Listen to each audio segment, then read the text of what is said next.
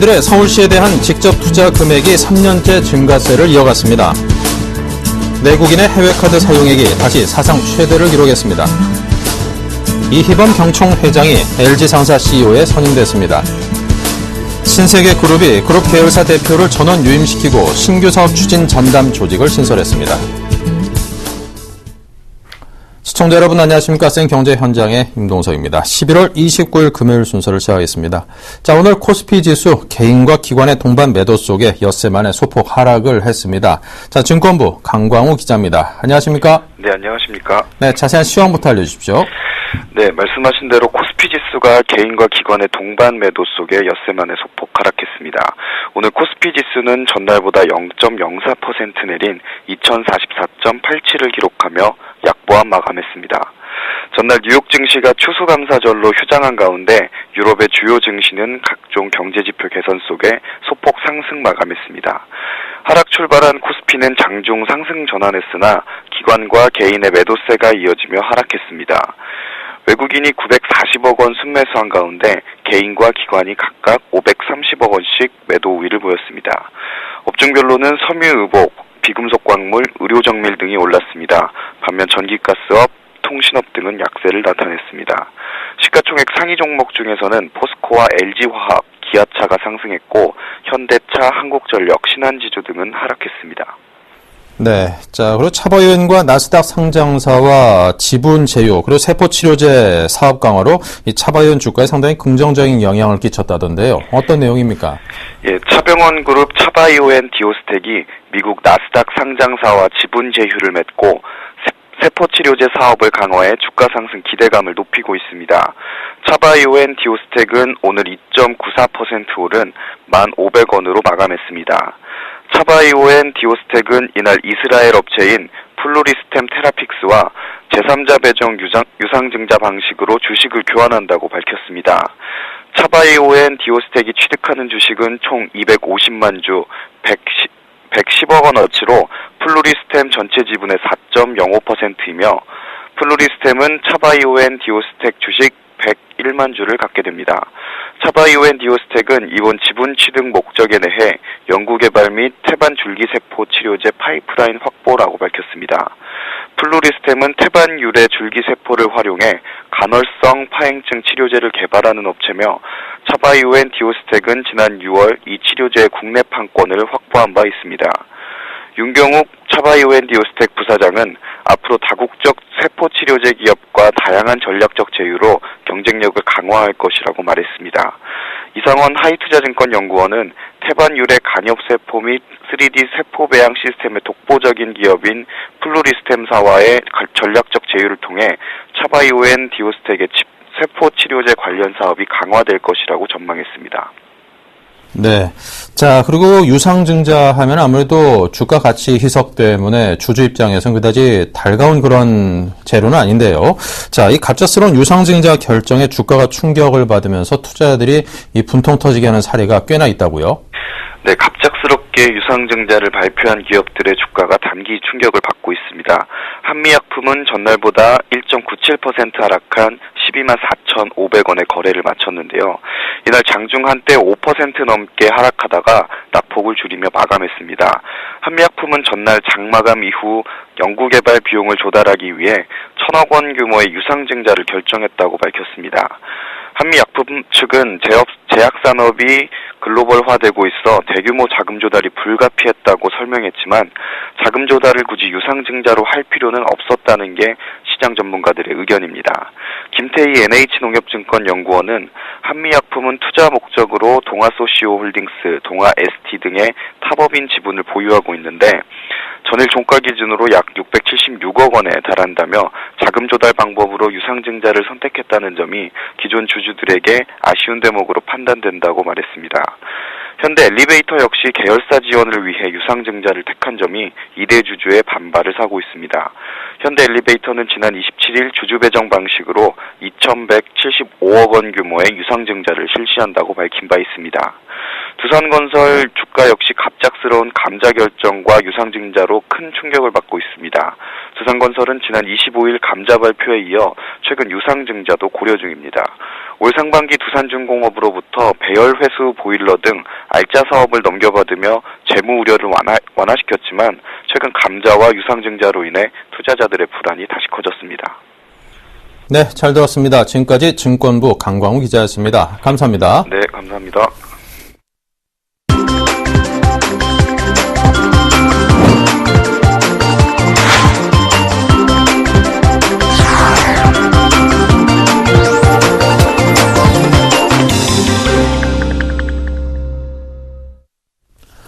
네, 오늘의 주요 뉴스입니다. 글로벌 경기 침체에도 불구하고 외국인들의 서울시에 대한 직접 투자 금액이 3년째 증가세를 이어갔습니다. 하지만 한일 갈등 등으로 일본인의 투자 금액만 대폭 줄어들었습니다. 9월 말 현재 일본인의 직접 투자 금액은 지난해 22억 6천만 달러보다 63%가 줄어든 8억 달러에 그쳤습니다. 독도 문제 등 양국 간 갈등의 골이 깊어진 데다 엔화 약세 기조로 기업들이 투자 계획을 잇따라 보류했기 때문으로 분석됩니다. 한편 전체 외국인의 서울시 직접 투자 금액은 47억 달러로 지난해보다 14% 늘었습니다. 이 같은 추세라면 연말까지 60억 달러 돌파도 가능하다는 분석입니다. 내국인의 해외카드 사용액이 다시 사상 최대를 기록했습니다. 한국은행이 발표한 3분기 거주자의 카드 해외 사용 실적에 따르면 내국인이 외국에서 쓴 카드 사용액은 27억 1천만 달러로 작년 동기보다 14.2% 증가했습니다. 2분기에 기록한 종전 분기 최대치를 다시 갈아치웠습니다. 하는 관계자는 내국인 출국자가 2분기보다 14.7% 늘고 해외 여행 사용 총액도 21.9%나 증가했다고 설명했습니다. 이희범 한국경영자총협회 회장이 LG상사 CEO에 선임됐습니다. LG상사는 오늘 이사회를 열고 이 회장을 신임 대표이사 부회장으로 선임하는 안건을 통과시켰습니다. 이 회장은 지난 6월부터 LG상사의 상근 고문을 맡아왔습니다. 이 회장은 40년간 관재계를 두루 경험했으며 특히 해외 사업에 대한 경륜과 자원사업 분야의 전문성을 겸비한 인물로 평가받고 있습니다. 그동안 LG상사를 이끌어온 하영봉 사장은 경영 일선에서 물러나 고문으로 자리를 옮기게 됐습니다. 신세계그룹이 책임 경영 강화를 위해 그룹 계열사 대표를 전원 유임시키고 신규 사업을 추진하는 전담 조직을 신설했습니다. 이마트는 기존 사업의 안정적인 운영과 신규 사업을 동시에 추진하기 위해 경영총괄 부문과 영업총괄 부문으로 조직을 전문화했습니다. 그룹 전략실장인 김혜성 사장이 이마트 경영총괄 부문 대표이사를 겸임하고 이마트 대표이사인 허인철 사장은 영업총괄 부문 대표이사를 맡습니다. 신세계건설도 골프장 사업의 전문성 강화를 위해 건설 부문과 골프장 부문으로 이원화하고 대표를 각각 맡도록 했습니다. 네, 국민은행의 이딴 비리와 부실로 시중은행의 내부 통제 문제로까지 사태가 확대되고 있습니다. 자, 이런 와중에 시중은행들이 이 늘리라는 서민금융은 줄이고 그와 반대로 이 술집, 도박장 같은 곳에 무려 100조 원의 대출을 퍼부은 것으로 알려져서 화제가 되고 있습니다. 자, 이 같은 대출이 지난 10년 새 2배 이상이나 증가를 했다고 하는데요. 금융부 신무경 기자와 함께하겠습니다. 안녕하십니까? 예, 안녕하십니까? 네, 이 시중은행들이 투기성 부동산 대출 또 유흥업소 이런 곳에 100조 원 이상의 대출을 했다고 하는데 어떤 내용입니까? 예, 그렇습니다. 시중은행들이 투기 목적의 부동산 업체와 도박장, 경마장 같은 유흥 사행성 업종에 무려 100조 원에 육박하는 대출을 쥐어준 사실이 확인됐습니다. 정부와 국민이 시중은행에 바라는 것은 서민금융 확대지만 사회적으로 논란이 되고 있고 경제 산업적으로 보탬이 덜 되는 곳에 시중은행들이 지금 자금을 퍼붓고 있는 상황입니다. 특히 금융감독원이 유행, 사행성 대출을 늘리지 말라고 지도했음에도 불구하고 은행 현장에서는 제대로 지켜지지 않고 있는 실정입니다. 유원일 전 의원이 금융감독원에서 취합한 자료와 추정 자료를 확인해 본 결과 지난해 말 89조 8천억 원이었던 은행권의 불건전 업종에 대한 대출이 올해 9월 말에는 100조 원에 육박하는 98조 4천억 원으로 집계됐습니다. 불건전 업종이란 옛 여신금지 제한 업종에 해당하는 것들인데요. 투기성 부동산업과 도박장, 경마장, 주점, 골프장, 무도장, 마사지 업종 등이 대표적인 사례입니다. 지난 2003년 26조 7천억 원 수준이던 불건정 업종 대출 잔액은 2005년 36조 5천억 원으로 불어나더니 2007년에는 69조 6천억 원으로 수직 상승했습니다. 이후에도 상승세를 지속해서 올해 말에는 100조 원까지 육박하게 된 것입니다. 네. 자, 이처럼 시중은행들이 불건전 업종에 대해서 투자를 지속적으로 확대하는 그 이유는 무엇입니까? 예, 은행들이 불건정 업종 대출을 늘리는 것은 저금리 저성장 현실 때문인 것으로 분석됩니다. 금융감독원에 따르면 올 들어 지난 1월부터 9월까지 은행들의 누적 순이익은 4조 4천억 원으로 지난해 같은 기간에 58.9%에 불과합니다. 총 자산 순이익률과 자기자본 순이익률도 각각 0.39%, 4.69%에 불과하는 등 수익성이 날로 악화되고 있는 실정입니다. 사정이 이렇다 보니 과거 은행 여신 금지 업종으로 분류되던 주점, 무도장, 마사지 업종 등에 대해 취급을 확대하면서 수익성을 조금이나마 개선하려고 지금 하고 있는 것입니다. 네, 근데 과거 금감원에서 이런 불건전 업종 취급에 대해서 좀 자제해달라, 이런 은행들의 지도를 했다고도 하던데요. 예, 그렇습니다. 지난 2011년 7월 금융감독원과 전국은행연합회는 기업여신 관행 개선을 위한 세미나를 개최했습니다. 이 세미나에서 은행별 특성에 따라 불건전 오락기구 제조과 도박장 운영업 같은 미풍양속을 해치는 업종을 은행들이 선정해서 여신 취급 기준을 강화하기로 했습니다. 이후 국민은행과 기업은행, 대구은행 등이 불건전 업종 등에 대해 내규로 취급을 금지하기에 이르렀습니다. 한국CT와 SC은행의 경우 최고 리스크 책임자의 사전 승인을 통해서만 불건정 업종을 취급할 수 있도록 했고요. 우리은행과 신한, 하나, 외환, 농협 등 12곳의 은행들은 여신위원회의 승인을 받을 때만 예외적으로 불건정 업종을 취급할 수 있도록 해 대출을 억제했습니다. 하지만 문제시되는 사안은 이 예외적인 경우에만 취급할 수 있다고 한 부분이 되레 합법적인 대출 길을 열어준 꼴이 됐다는 점입니다. 뒤집어서 말하면 여신위원회의 승인을 받으면 얼마든지 불건정 업종에 대해서 은행들이 대출을 해줄 수 있게 됐기 때문입니다. 네. 자, 은행들이 소위 말하는 여신 금지 업종, 이곳에 적극적으로 진출을 하다 보니까 아무래도 좀 이런 곳에 집중을 해야 할 제2금융권을 넘본다, 이렇게 해서 좀 금융 생태가 파괴된다, 이런 지적도 있던데요. 예, 그렇습니다. 은행들이 불건정 업종까지 대출을 하게 되면 이들 업체와 거래해오던 저축은행이나 캐피털사 같은 이금융권 회사들은 주요 수익원을 잃게 됩니다. 리스나 팩토링 같은 전문 분야를 갖고 있는 캐피털사와는 달리 저축은행이 입는 타격은 더욱 큽니다.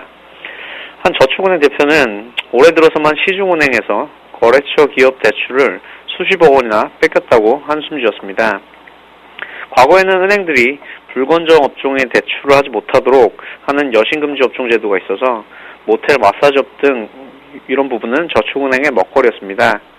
일각에서는 여신금지 업종 제도가 폐지돼서 저축은행 업계가 부동산 프로젝트 파이낸싱에 뛰어들었다가 대규모 영업정지 사태를 맞게 된 것이라는 얘기도 있을 정도입니다.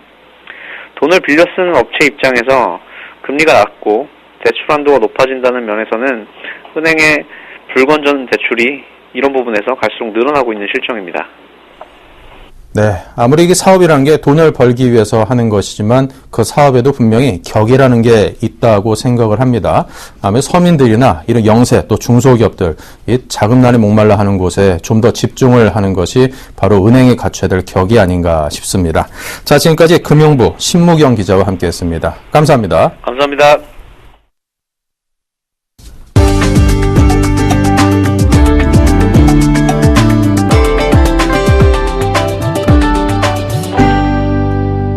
광공업 생산이 11개월 만에 최대폭으로 늘었습니다. 통계청이 발표한 10월 산업활동 동향에 따르면 광공업 생산은 자동차 파업 종료 등 제조업의 훈풍으로 1.8% 증가했습니다. 하지만 11월에는 10월의 반등이 기저효과를 만들고 수출 개선세도 둔화되면서 일정 부분 위축이 불가피할 전망입니다. 네이버가 모바일 중고장터 번개장터를 서비스하는 퀵캣의 지분 51%를 인수했습니다. 번개 장터는 누적 다운로드 250만 건, 누적 회원 150만 명에 이르는 국내 최대 모바일 중고장터 어플리케이션입니다. 네이버는 퀴켓의 경영 자율성을 최대한 보장하는 한편 서비스 비법과 전자상거래 관련 사업 경험을 공유할 계획입니다. 현대자동차가 신형 제네시스의 모든 것을 체험할 수 있는 전용 전시장 더 제네시스를 서울과 부산에서 운영합니다. 전문 설명 요원이 제네시스의 개발 스토리와 핵심 기술 등을 설명하고 차량 시승까지 전방위 서비스를 제공할 예정입니다. 서울 전시장은 강남구 청담동 비욘드 뮤지엄, 부산 전시장은 해운대구 중동 인포레에 마련됐습니다. 한국전력의 경영 효율화를 위해 대대적인 조직 개편을 단행했습니다. 한전은 본사 인력의 10%인 120여 명을 일선 현장에 재배치할 계획입니다. 또 본사 조직인 39개 처실의 20%에 해당하는 8개 처실을 없애 관리비 예산을 절감하기로 했습니다. 기존 재무개선 특별위원회는 재무개선 비상대책위원회로 확대 재편됩니다. 네, 이상으로 센 경제 현장을 마칩니다. 감사합니다.